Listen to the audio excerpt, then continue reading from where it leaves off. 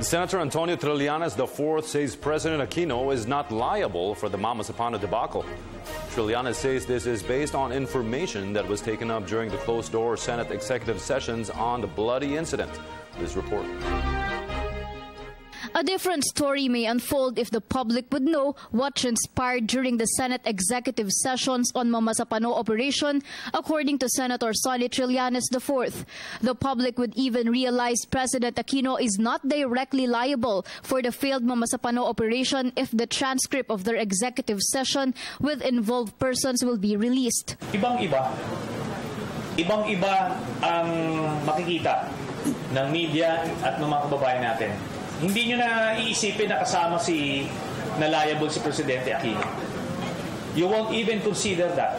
Trillanes further reveals, the thing is, yun nga mismong mga SAP na nandoon walang ginawa.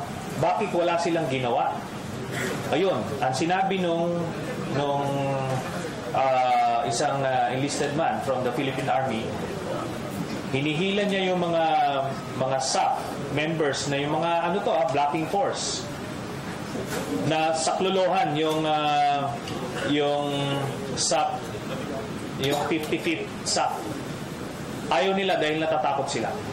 The senator thinks it is about time to let the people know the details of the operation and who are to blame for the botched operation in Mama Sapano, Maguindanao, January last year. Nung panahon na yon, naunahan tayo we treated General Napeñas as a hero.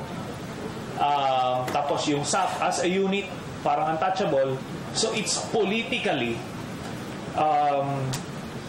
difficult to touch them. Pero ngayon, objective na lahat, humupa na yung emosyon, we can now dissect the issue. Meanwhile, Senator Grace Poe earlier noted she will not change anything on the Mama Sapano Committee report prepared by Committee on Public Order and Dangerous Drugs, the same body that will conduct the Mama Sapano re-investigation on Wednesday. For the People's Television, this is Jade Miguel reporting.